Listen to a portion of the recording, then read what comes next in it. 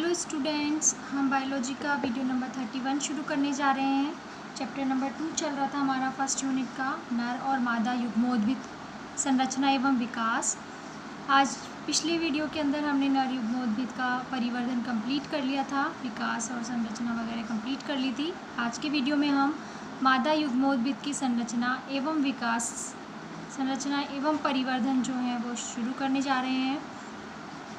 पता है कि जो मादा होता है उसके अंदर जो जननांग होते हैं उनको हम अंडक या गुरु बीजाणु पर्ण कहते हैं। ये मादा जननांग होता है। पुष्प जो होता है उसके अंदर ही पाया जाता है, इसलिए पुष्प क्या है, पादप का मादा जननांग है। और इसमें जो प्रत्येक अंडक जो होता है उसके 3 भाग होते हैं। ऊपर वाला भाग जो होता है इसे हम कह देते हैं वर्तिकाग्र। नीचे जो नलिकाकार होती है इसे हम कह देते हैं वर्तिका, और नीचे फूला हुआ भाग जो होता है वो कहलाता है अंडाशय। ठीक है, ये वर्तिका है और ये जो नीचे फूला हुआ भाग है ये क्या कहलाता है, अंडाशय। तो प्रत्येक अंडक जो होता है उसके 3 भाग होते हैं। ऊपर वाला भाग वर्तिकाग्र, नलिकाकार वर्तिका, नीचे फूला हुआ अंडाशय। ठीक है, कुछ पौधों का जो जायांग होता है उसमें एक ही अंडक होता है, यानी एक अंडपी होते हैं। तो कुछ जो पौधे होते हैं उसमें एक से ज़्यादा अंडक होते हैं, तो बहुअंडपी होते हैं। संयुक्त हो तो संयुक्तांडपी, या फिर संयुक्त ना हो, अलग अलग हो, ठीक है, तो युक्तांडपी कहलाता है। ये आप 11वीं क्लास में पढ़ के भी आ चुके हैं। अब अंडाशय के अंदर जो छोटी छोटी गोलाकार संरचनाएं पाई जाती है, यहाँ अंडाशय मान लीजिए, ये बीजांड सन होता है, और जो इसमें छोटी छोटी गोलाकार संरचना पाई जाती है इसे हम क्या कह देते हैं, बीजांड कह देते हैं।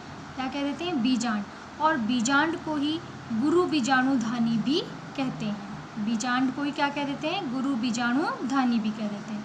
एक बार वापस से रिपीट कर लेते हैं। कुछ पौधों के जो जायांग होता है उसमें एक ही अंडक होता है, तो कुछ में एक से ज़्यादा अंडक हो सकते हैं।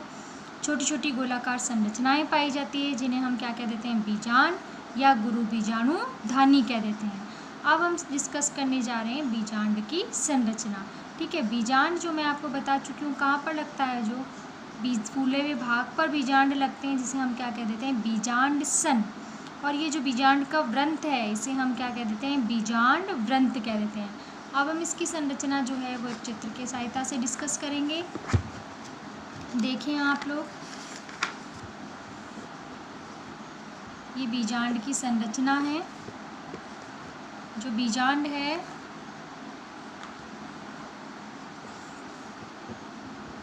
ये बीजांड का व्रंत वाला भाग है, और ये जो बीजांड है इसकी क्या कहलाती है, बीजांड काय कहलाती है। ठीक है, ये व्रंत है और ये वाला भाग क्या कहलाएगा, काय कहलाएगा। बीजांड जो होता है वो 2 अध्यावरणों द्वारा घिरा हुआ होता है।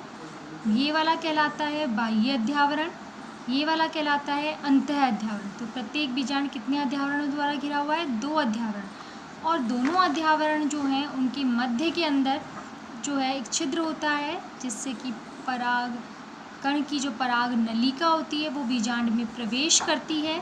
इसे हम क्या कह देते हैं, बीजांड द्वार। क्या कह देते हैं, बीजांड द्वार।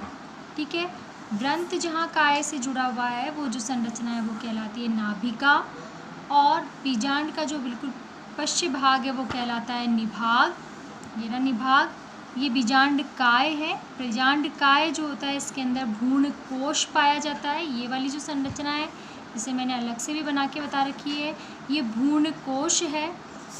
भ्रूण कोश के अंदर ही भ्रूण का विकास होता है। भ्रूण कोश जो होता है वो 7 कोशिकीय और 8 केंद्रकीय होता है। जो 3 बीजांड द्वार की तरफ पाई जाने वाली कोशिकाएं होती हैं उन्हें हम अंड समुच्चय कह देते हैं, जिसमें से 2 जो होती हैं वो सहायक कोशिकाएं होती हैं, और एक जो है वो ऊपर वाली क्या है, अंड कोशिका है। ठीक है, 2 सहायक कोशिकाएं और एक अंड कोशिका है। बीच में 2 ध्रुवीय केंद्रक होते हैं जो संयुक्त होकर द्वितीयक केंद्रक का निर्माण करते हैं, तथा पश्चिम भाग की ओर 3 प्रतिमुखी कोशिकाएं होती हैं। 1 2 3, ये 3 प्रतिमुखी कोशिकाएं होती हैं। ठीक है, 3 प्रतिमुखी कोशिकाएं होती हैं। तो ये है बीजांड की संरचना। एक बार वापस से हम रिपीट कर लेते हैं इस संरचना को। प्रत्येक बीजांड जो होता है वो बीजांड सन से एक पतले व्रंत के द्वारा जुड़ा रहता है। बीजांड व्रंत कहलाता है। बीजांड व्रंत का जो भाग बीजांड काय से जुड़ा होगा वो नाभिका कहलाती है। बीजांड के अंदर अधिकांश भाग मध्यस्थीय कोशिकाओं का बना होता है, वो बीजांड काय कहलाता है। बीजांड के अंदर 2 कवच होते हैं, बाह्य अध्यावरणीय और अंतः अध्यावरणीय। अच्छा, जो है कुछ ऐसे पौधे होते हैं, बीज होते हैं जिनके अंदर केवल एक ही आवरण होता है, क्योंकि बीजांड ही निषेचन के पश्चात बीज का निर्माण करता है। तो कुछ पौधे ऐसे होते हैं जिनके अंदर एक ही आवरण होता है, जैसे लॉरेंथस, सूरजमुखी और गेंदा। तो कुछ ऐसे होते हैं जिनके अंदर बीजांड पर आवरण नहीं पाए जाते हैं। वापस रिपीट कर रही हूँ, कुछ बीजांड ही निषेचन के बाद बीज बनाते हैं, बीज पर एक ही आवरण होता है कुछ में, जैसे सूरजमुखी और गेंदे में। तो कुछ में एक भी आवरण नहीं होता है, बीजांड आवरण रहित होते हैं, जैसे लॉरेंथस और चंदन के अंदर। ठीक है, तो बीजांड पर 2 अध्यावरण हो गए, बाह्य अध्यावरण और अंतः अध्यावरण। बीजांड का अग्रभाग जो होता है वो उस पर आवरण नहीं होता है, जिसे हम बीजांड द्वार कहते हैं। बीजांड काय का जो आधार भाग है, जहाँ से बीजांड निकलता है, जहाँ से आवरण निकलते हैं, वो कहलाता है निभाग। जहाँ से आवरण निकल रहे हैं ना, इधर से तो निकल रहे हैं आवरण दोनों, तो ये वाला भाग क्या कहलाता है? निभाग। इसके अंदर जो थैले जैसी संरचना है काय में, वो कहलाती है भ्रूणकोश।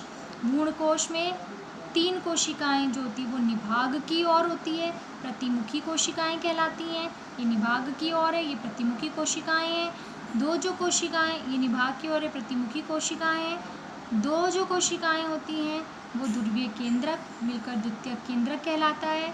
3 बीजांड द्वार की ओर होती है, जिसमें से 2 तो होती हैं सहायक कोशिका और 1 होता है अंड कोशिका। ठीक है, तीनों मिलकर क्या कहलाता है? अंड समुच्चय। तीनों मिलकर क्या कहलाता है? अंड समुच्चय।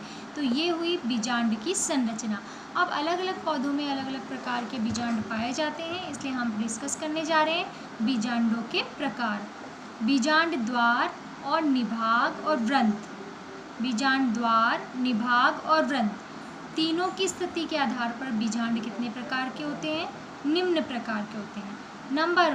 नंबर 1 है रिजु और आर्थोट्रोपस बीजांड। रिजु और आर्थोट्रोपस जो बीजांड होता है उसके अंदर तीनों सीधा होता है। एक तो बीजांड उल्टा नहीं होता, जैसे अपन ने पिछला जो उदाहरण पढ़ा था, चित्र जो पढ़ा था वैसा नहीं होता है। वो प्रतीप बीजांड का उदाहरण है, क्योंकि अधिकतर पादपों में प्रतीप बीजांड ही पाए जाते हैं, लेकिन कुछ पादपों के अंदर जो है बीजांड सीधा होता है और इसे हम आर्थोट्रोपस प्रकार का कहते हैं। जब सीधा होगा तो बीजांड द्वार, निभाग, व्रंत तीनों सीधी रेखा में होंगे, उदग्र रेखा में होंगे।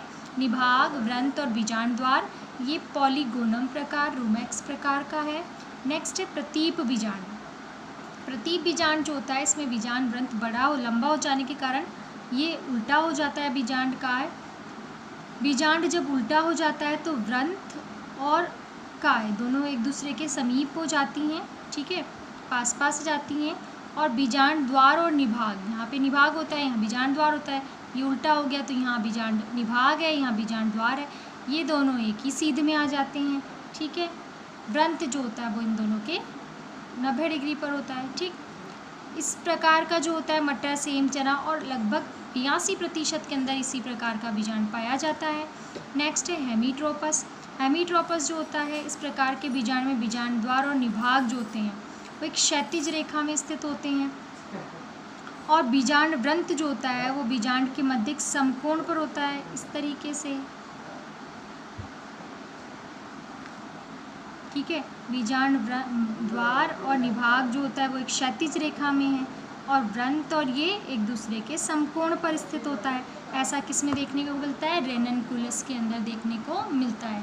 नेक्स्ट है कंपाइलोट्रोपस। कंपाइलोट्रोपस में बीजांड जो होता है वो थोड़ा सा मुड़ा हुआ होता है। ठीक है, इस कारण बीजांड द्वार और निभाग जो होते हैं वो एक सीधी रेखा में नहीं होते हैं। और व्रंत और बीजांड व्रंत के लेकिन कैसे आते हैं? समीप आ जाते हैं। ये है कंपाइलोट्रोपस। इसका उदाहरण है कीनोपोडिएसी और कैपेरेडिसी। तो हमने यहाँ 4 प्रकार पढ़े, बाकी और पढ़ेंगे हम। पहला हमने पढ़ा रिजु या आर्थोट्रोपस। रिजु और आर्थोट्रोपस में सीधा होता है, प्रतीप में उल्टा होता है और हेमीट्रोपस में क्षैतिज में आ जाता है। ठीक है ना, पूर्ण रूप से उल्टा नहीं हो पाता है। कैम्पाइलोट्रोपस के अंदर जो बीजांड होता है वो कुछ मुड़ जाता है, जिसके कारण द्वार और निभाग एक सीधी रेखा में नहीं आते, लेकिन वृंत के समीप में आ जाते हैं। ये है कैम्पाइलोट्रोपस। फिर है एम्फीट्रोपस। इसमें जो बीजांड होता है वो कैम्पाइलोट्रोपस की तुलना में और अधिक मुड़ जाता है, और भ्रूणकोश जो होता है वो घोड़े की नाल की जैसा हो जाता है। भ्रूणकोश जो होता है वो घोड़े की नाल के समान मुड़ जाता है, जैसे ब्यूटी मेसी और एलिस मेसी।